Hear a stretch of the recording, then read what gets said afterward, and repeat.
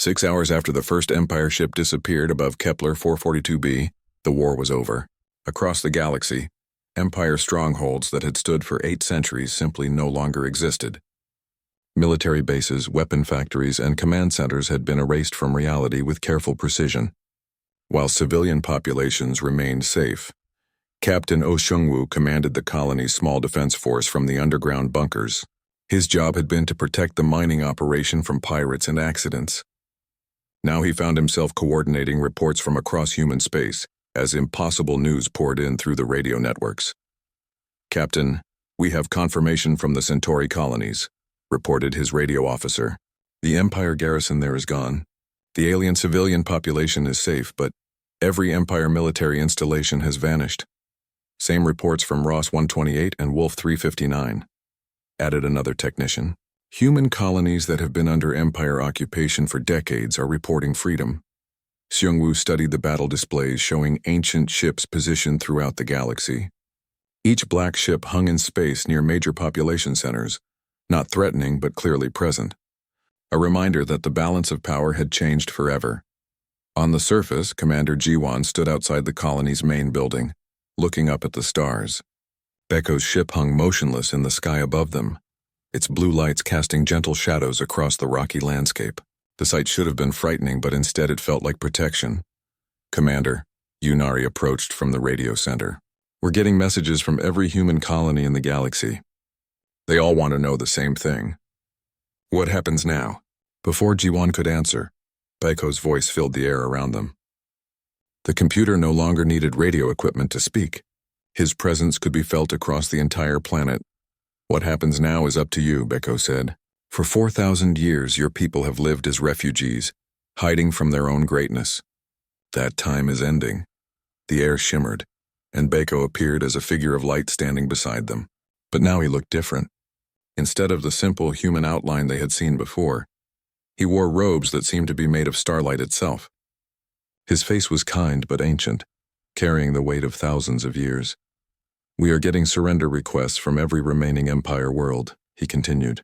"The Valtrian homeworld, the military colonies, even the secret research stations. They offer to serve humanity as they once demanded humanity serve them." "We don't want servants," Ji-won said firmly. "That's not what we're fighting for." "I know," Baeko replied with a smile. "That is why you are ready for what comes next." All around them the colonists were gathering. Miners and technicians, scientists and engineers, families with children who had never known a galaxy without the Empire. They looked up at the figure of light with expressions of wonder and hope. "Your ancestors were not conquerors," Baeko began, his voice carrying across the colony and beyond, to every human world in the galaxy. "They were gardeners. They helped species grow and learn.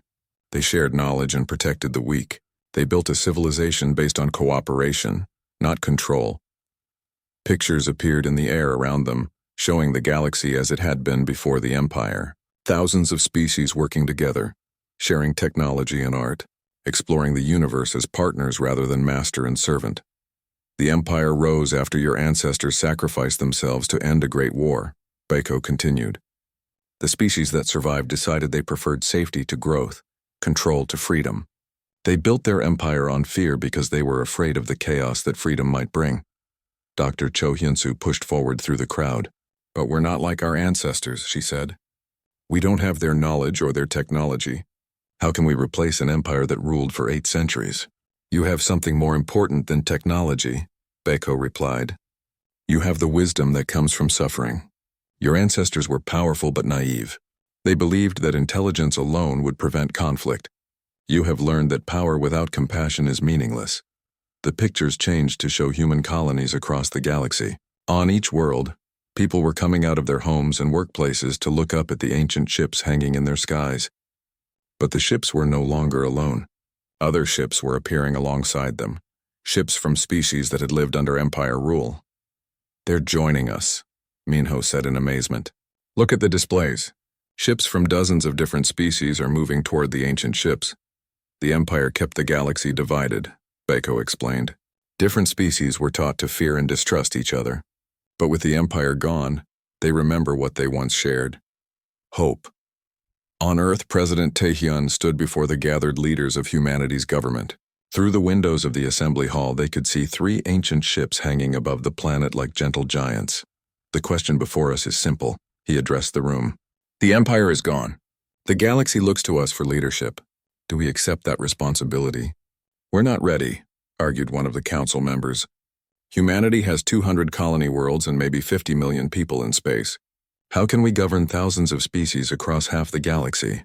We don't govern them, Taehyun replied. We protect them while they govern themselves.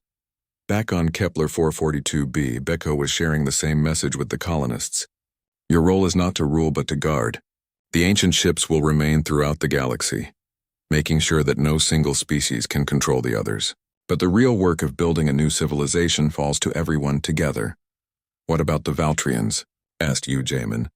They controlled the Empire. Will they accept human protection? They will learn, Beko said simply.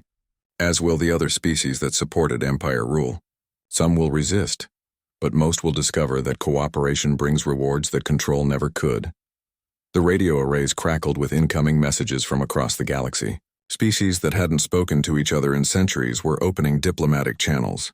Trade routes that had been controlled by Empire regulations were reopening. Art and music that had been suppressed as non-Empire culture was emerging from hidden archives. It's happening so fast, Su-young marveled, watching the data streams. The galaxy is changing in real time. Freedom moves quickly once it begins, Beko observed. Your ancestors understood this. That's why they built us to act decisively when the time came. As the days passed, the new reality became clear. The ancient ships positioned themselves as guardians, stepping in only when violence threatened. Human diplomats worked with representatives from dozens of species to establish new trade agreements and cultural exchanges. Technologies that had been suppressed by the Empire began to emerge, leading to advances in medicine, agriculture, and space travel. A year later, Commander Ji-won stood in the same spot outside the colony, but everything had changed. The mining operation had grown into a thriving city, with buildings that blended human design with styles from across the galaxy. Ships from dozens of species came and went regularly, bringing trade goods, knowledge, and friendship. Any regrets? Beko asked, appearing beside her as he often did during their evening conversations. About ending the Empire? Never, Ji-won replied. About the responsibility that came with it? Sometimes. Your ancestors felt the same way, Beko said gently. Power is a burden for those wise enough to understand its weight. Above them, the ancient ship continued its patient watch, one of 37 guardians watching over a galaxy learning to be free. The age of empire was over. The age of cooperation had begun. And in the depths of space, ancient computers maintained their watch, ready to remind anyone who forgot that some species were meant to protect, not conquer. The first Empire ship to die was a destroyer at the edge of the formation. One moment it was firing plasma guns at Beko's ship. The next moment it simply wasn't there. No explosion, no pieces floating in space, no emergency signal. The ship and its crew of 800 just disappeared as if they had never existed. Admiral Thexamora stared at his battle screen in shock. Where did the destroyer go? Unknown, sir, his battle officer replied, his voice shaking. All sensors show empty space where the ship was. No wreckage, no energy traces, nothing. On Beko's ship, Dr. Cho Hyun-soo watched the display with wide eyes.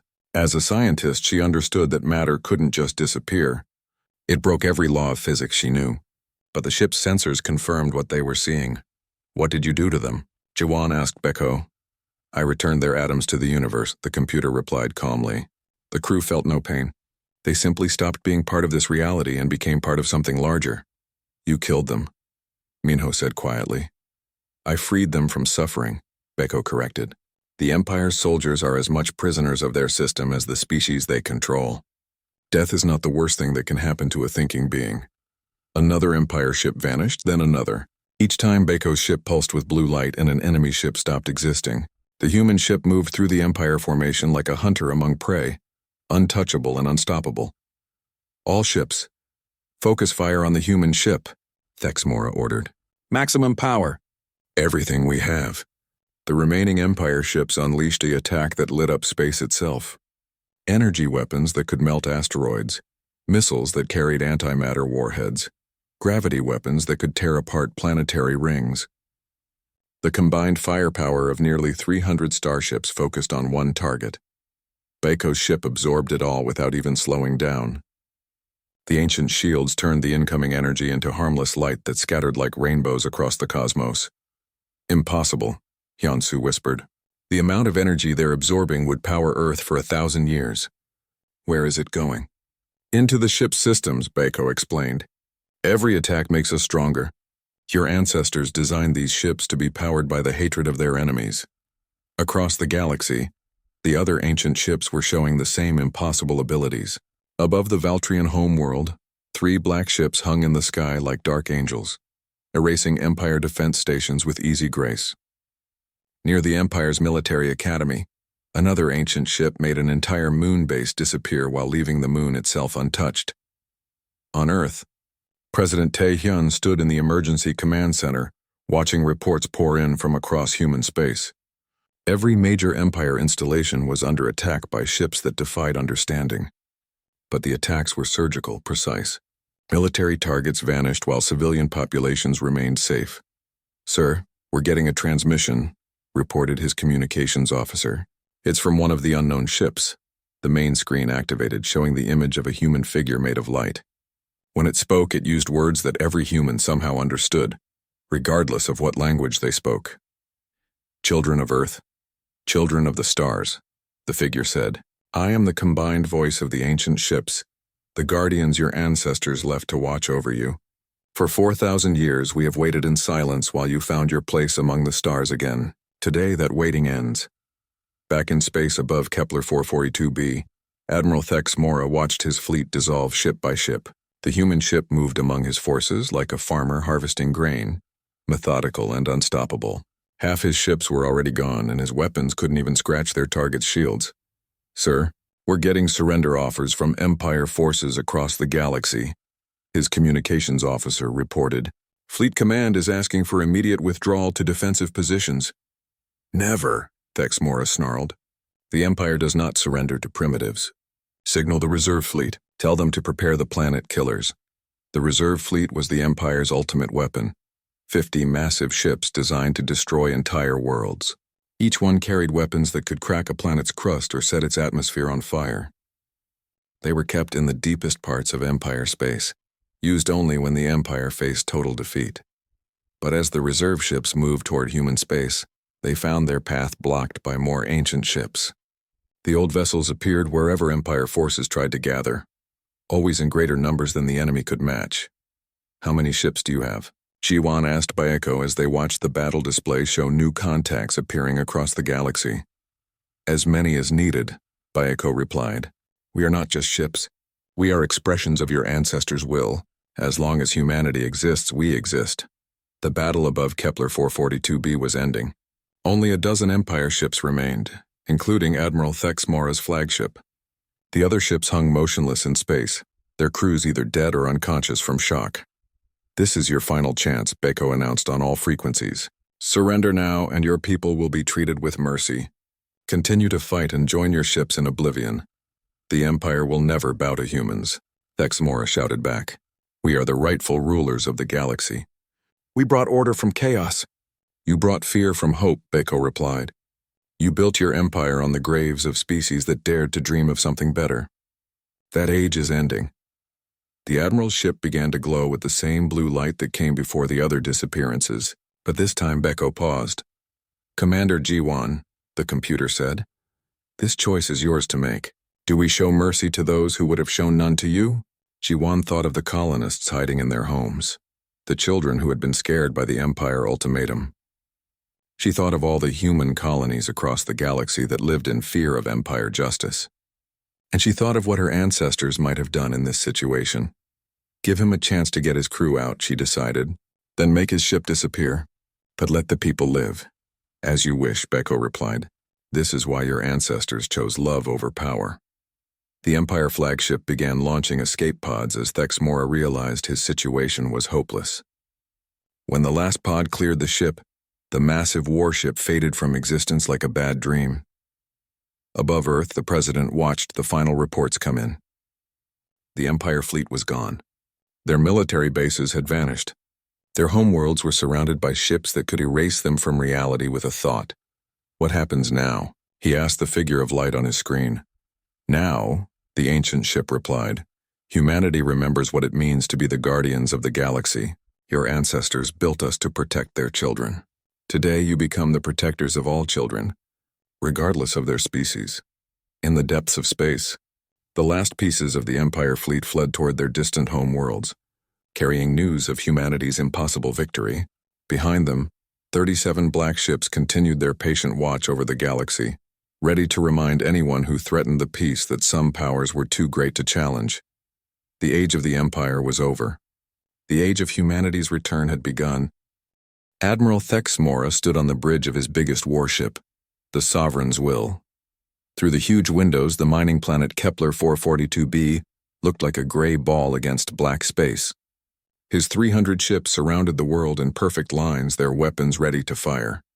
The admiral was Valtrian, like most of the Empire's military leaders. His people had ruled the galaxy for 800 years through better technology and being ruthless. Humans were good workers and decent pilots, but they knew their place under the Empire. "Give me a report," Thexmora ordered his crew. "All ships are ready, Admiral," said his weapons officer. "The human colony keeps asking to surrender, but they won't leave the artifact site." Thexmora looked at the energy readings on his screen. The signals coming from under the planet were unlike anything in Empire records. They looked like pre-Empire technology, which was completely forbidden throughout the Empire. "Did they answer our demand?" he asked. "No, sir. The colony leader, a human named Li Jiwan, wants to talk about terms." The Admiral's jaw clicked in anger. "There are no terms. The artifacts law is clear. Any discovery of pre-Empire technology must be given up right away. Anyone who has seen it must be killed to prevent contamination." On the planet, Commander Jiwan got the Admiral's final message in the colony's main radio room. The words came through a translation program, but the meaning was very clear. "Give up the ship and get ready to die or face bombing from space. How long do we have?" asked Eugemin, the colony's best pilot. His sister Nari stood beside him, her engineer's tools still in her hands from working on the radio systems. "They're giving us 1 hour," Jiwan replied. "After that, they start shooting." The colonists in the main hall were quiet. Some families held their children close. Others stared at the ceiling as if they could see the Empire fleet through solid rock. Everyone knew what Empire justice looked like when pre-Empire artifacts were involved.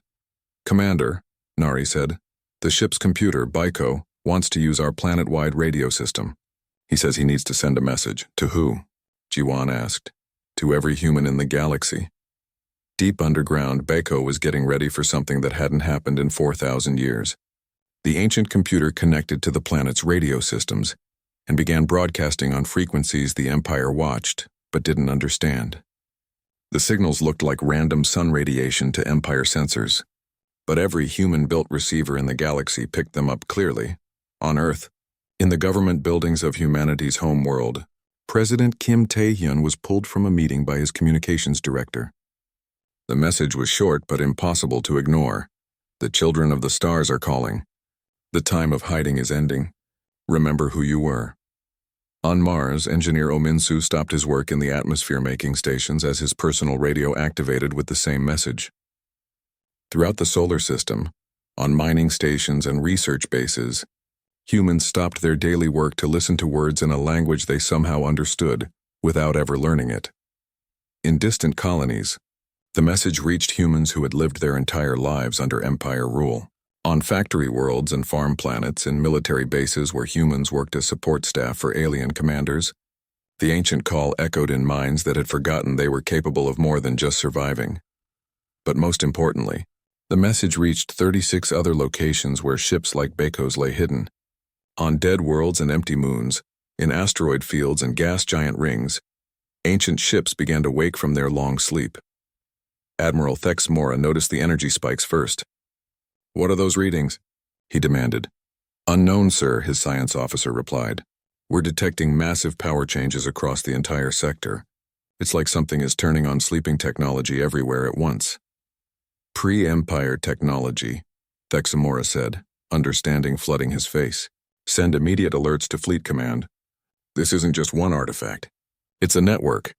On Kepler 442b, Baiko began to rise from his buried resting place. The ship's systems came online with power levels that made Empire warships look like children's toys. The black hull broke through the planet's surface like a plant growing in fast motion, throwing off 3 kilometers of rock and dirt as if they were dust. Jiwan and her team stood in the ship's control room, watching through clear walls as their world fell away below them. The ship was no longer just a buried artifact. It was alive, moving with purpose and grace through the air and into space. The Empire has ruled for 800 years, Baiko explained as his ship cleared the atmosphere. They stay in control by making sure no people remember what came before. They destroy old sites, kill witnesses, and rewrite history to support their version of galactic civilization. On the main screen, they could see the Empire fleet. 300 ships that had seemed impossibly powerful an hour ago now looked small and weak against the starfield. The human ship moved past them as if they weren't there, its shields absorbing weapon fire that should have destroyed any known ship. "Admiral, our weapons have no effect," reported the weapons officer on the Sovereign's will. "Whatever that ship is made of, it's beyond our understanding. Then we destroy the planet," Thexmore ordered. "If we can't capture the technology, we eliminate it. Prepare for planetary bombing." But as the Empire ships charged their biggest weapons, something impossible happened. Across the galaxy, 36 more ships exactly like Baeko's came out of their hiding places. They appeared in Empire stronghold systems near military bases, around the homeworlds of the species that supported the Empire.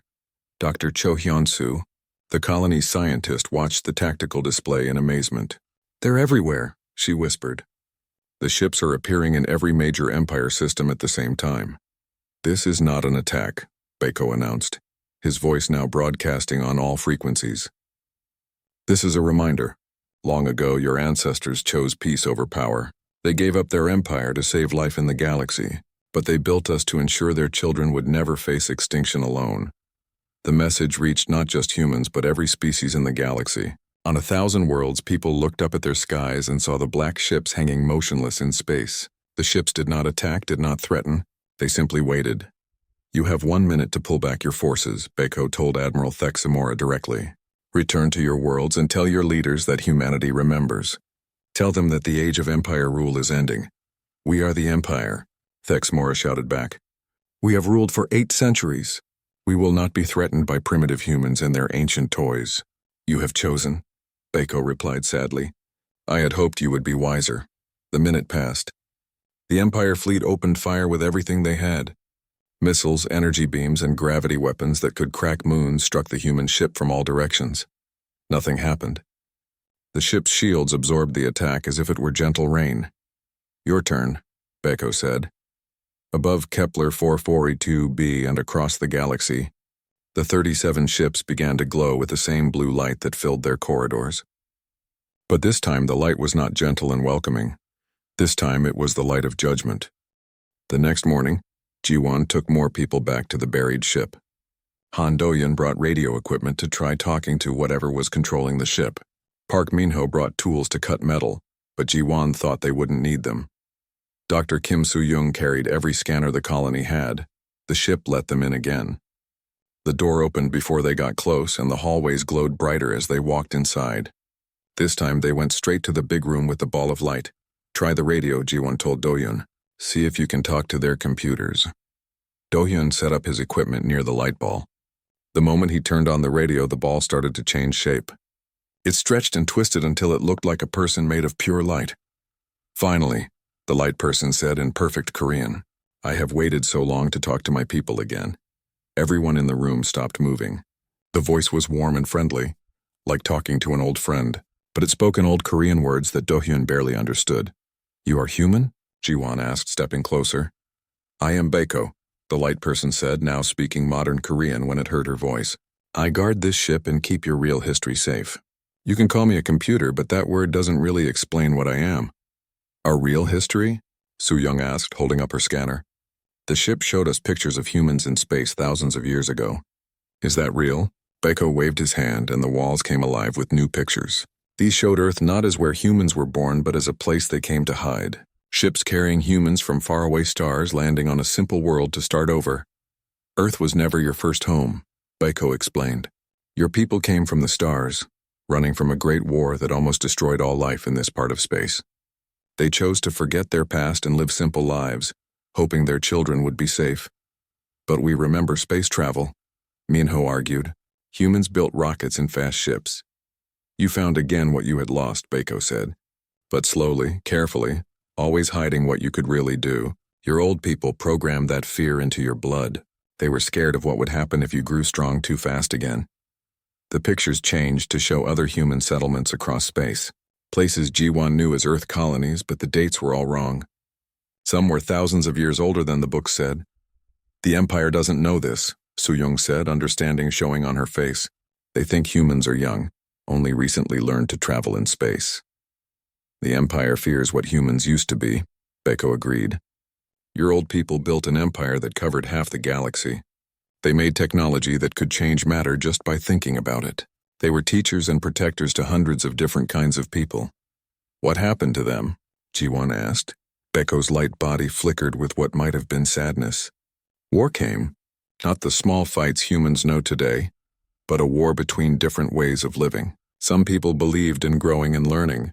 Others believed in controlling and ruling. Your old people chose to die to end the war. And now? Dohyun asked, his equipment recording everything. Now the Empire rules through fear, Beko said. They destroy any technology they can't understand. They keep all people weak and apart. They have spent 800 years making sure no one remembers the time before they ruled.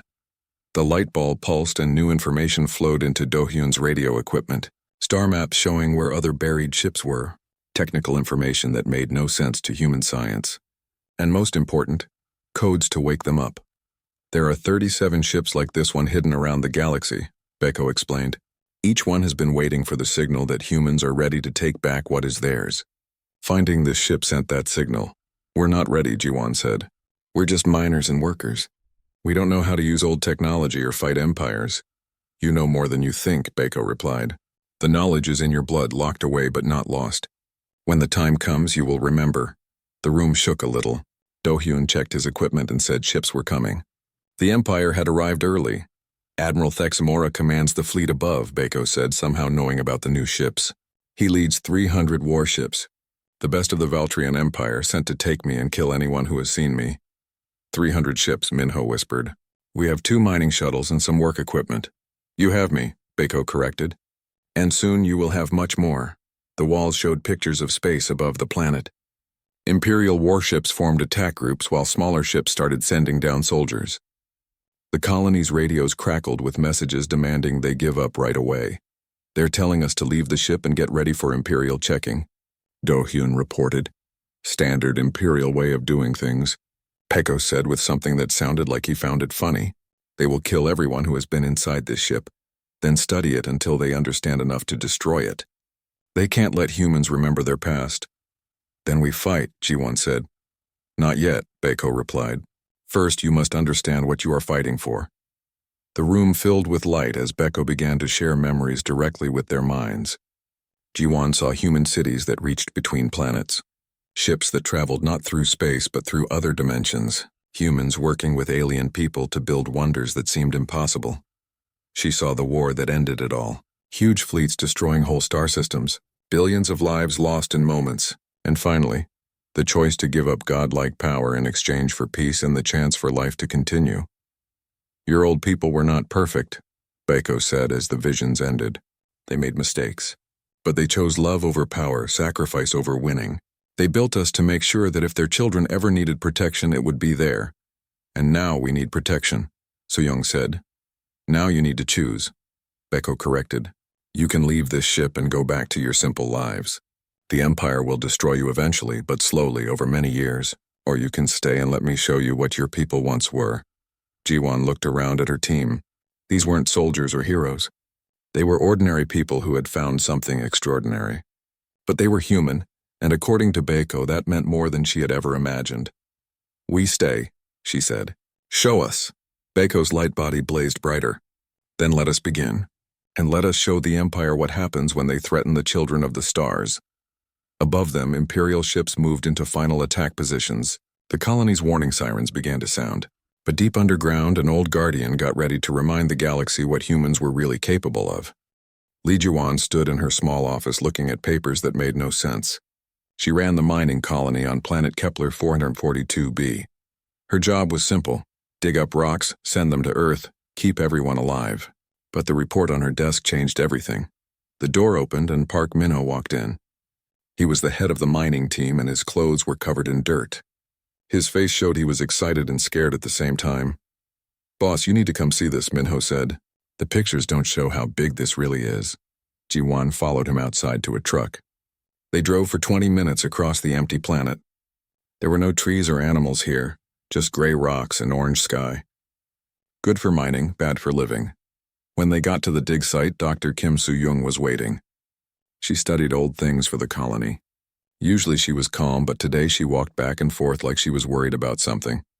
"Commander, this makes no sense," Soo-young said when she saw Ji-won. "My machines say this thing is 4,000 years old. But look at it." Ji-won looked down into the big hole they had dug. Far below, bright light showed something that made her heart beat fast. It was a ship, but not like any ship she knew. The outside was black metal that ate up light. Strange symbols covered it and glowed blue. "It's from humans," Minho said quietly. "I checked 5 times. The metal, the way it's built, even the symbols, all from Earth. That can't be right," Ji-won said. "Humans didn't fly in space 4,000 years ago. We barely had metal tools then." Soo-young held up her scanner. "The age is right.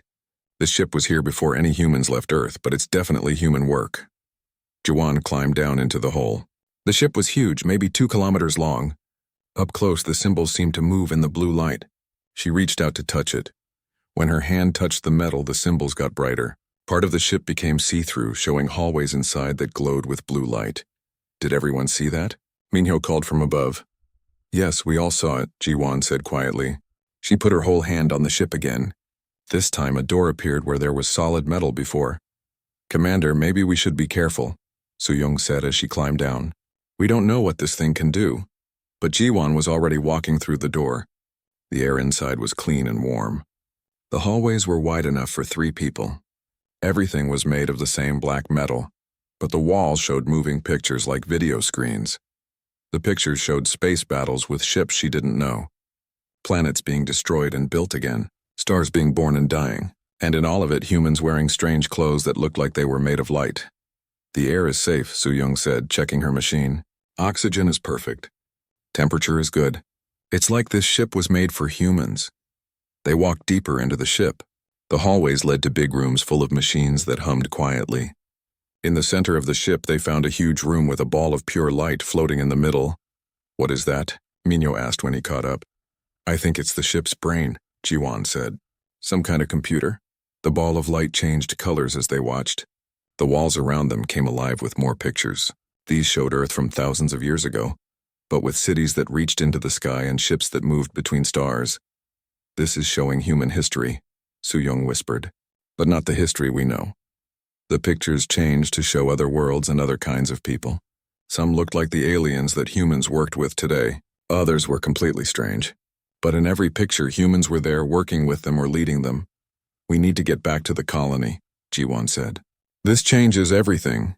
They started to leave, but the ball of light changed again. This time, the pictures showed something that made Ji-won feel cold. Ships she knew from news reports. Imperial Navy ships from the Valtrian Empire. They were coming toward Kepler 442b. "How long until they get here?" Minho asked, staring at the pictures. The ship seemed to understand him. Numbers appeared on the walls showing time counting down. 3 days. "They found us when the ship turned on," Soo-young said. "The Empire watches everything in this part of space." Ji-won knew what this meant. The Empire had hard rules about old technology. Any people who found things from before the Empire had to give them up right away. Those who said no usually disappeared. "We can't let them have this," she said. "This ship, whatever it is, it's human. It belongs to us." "But Commander, it's the Empire," Minho said. "They have 1,000 ships around here. What can our little mining colony do?" Ji-won looked back at the ball of light. Something about it made her feel hopeful instead of scared. Maybe we don't have to do anything. Maybe the ship can protect itself. Like it heard her words, the ball of light got brighter. New pictures appeared on the walls. These showed more black ships like this one, but hidden in different parts of space. All of them were waking up. "There are more ships like this," Soo-young said with wonder. "And they're all turning on at the same time." "We need to warn other human colonies," Ji-won decided. And we need to get ready for visitors. They walked back to the surface as the ship closed behind them. But Jiwon knew they would come back. The ship had chosen to show itself to them, and she felt like it had more secrets to share. Back at the colony, she called everyone together. The 150 people who lived there came to the main hall. Their faces showed they were confused and worried. Jiwon told them everything about what they found. "So what do we do?" asked Han Do-hyun, who worked with the radios. "Do we run? Do we hide?" "We stand and fight," Jiwon said. "This ship came from our people who lived long ago. It's been waiting for us. I think it's time we found out what else they left for us." The time kept counting down, 2 days and 18 hours until the Empire arrived. But deep under the ground, something ancient was waking up. Something that remembered when humans were more than just miners and workers. Something that had been waiting 4,000 years to remind the galaxy what humans could really do.